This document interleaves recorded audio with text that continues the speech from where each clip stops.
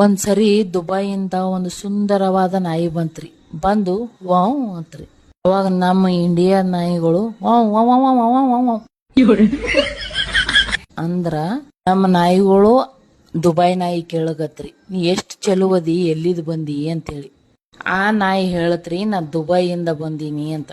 ಮತ್ ನಮ್ ನಾಯಿಗಳು ವಾ ವಾ ವಾ ವಾ ವಾ ವಾ ವಾ ವಾ ವಾ ವಾ ವಾ ವಾ ಅಂದ್ರಿ.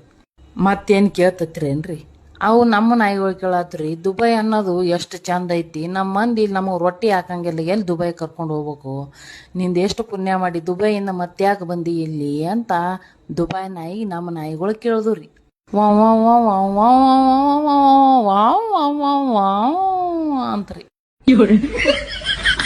ಆ ದುಬೈ ನಾಯಿ ಏನ್ ಹೇಳ್ತದಂತೀರೇನ್ರಿ? ಆ ದುಬೈ ನಾಯಿ ಅಂತ್ರಿ, ನನಗೆ ಉಳ್ಳಾಕ ತಿರ್ಲಾಕ ಮಲ್ಗಾಕ ಎಲ್ಲ ಶಿಸ್ತೈತಿ, ಆದ್ರ ಹೊಯ್ಕೊಳಕ ಮಾತ್ರ ಫ್ರೀಡಮ್ ಇಲ್ಲು ಯಪ್ಪ, ಅದಕ್ಕ ಓಡಿ ಬಂದೇನಿ ಏತ್ರಿ ಅದು. ತಿನ್ನೋದು ಹೇಳೋದು ಮಕ್ಕಳೋದು ಮೂರೇ ಕೆಲಸವ, ನಮ್ಮ ಮತ್ತ ಬೊಗಳಾಕ ನಮಗ್ ಪರ್ಮಿಷನ್ ಇಲ್ಲ, ಅದಕ್ಕೆ ಓಡಿ ಬಂದೀನಿ, ಏನ್ ಮಾಡೋದು ಅತ್ರಿ ಅದು ಖರೇನಿ.